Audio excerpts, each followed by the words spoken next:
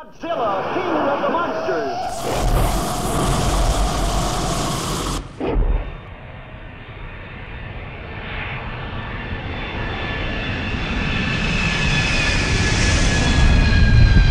It's the biggest board ever built, so that alone is a challenge. It took 3 factories in Japan, in 3 different cities, several months where we had their entire assembly lines tied up. So you had thousands of workers in Japan working on the individual modules.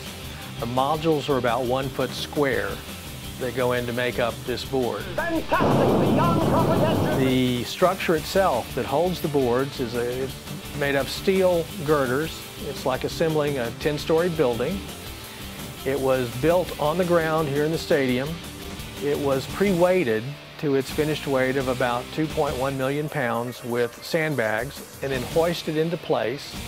And then the modules were put on and the weight from the sandbags was pulled off so that it was kept at a constant tension on all the support cables.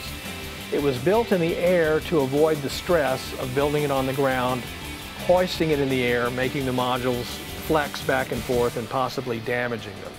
So the whole undertaking was quite a feat. Recently had the Guinness Book of World Records come out and actually present a plaque to the builders from Mitsubishi for having the biggest screen in the world.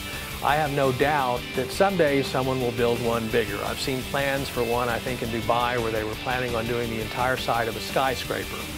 But none of that has happened yet, so we're going to enjoy this as long as we can.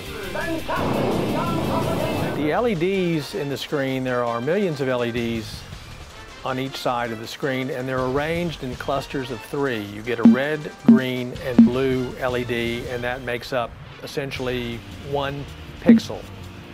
Okay, and then taken from a distance, these clusters end up giving you the overall resolution that you're looking at on the screen. And the result is you get an image much like you would have sitting in your living room looking at an LCD or a plasma screen.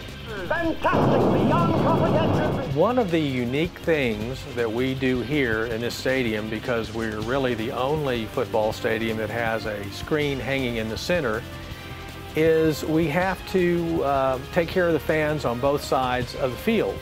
So we essentially shoot 2 different shows. We have a game and a tight camera on both sides of the field so that when the patron is watching the game, be it on the field or on the board, the players are always running in the same direction. In other words, you know, if they're going to the right, both the screen and the players are going to the right. If they're going the other way, we try to avoid them going in opposite directions, because if you're physically sitting in the stands and they're going in opposite directions, it's disorienting. The screen is so large that you physically become a little disoriented looking up and down.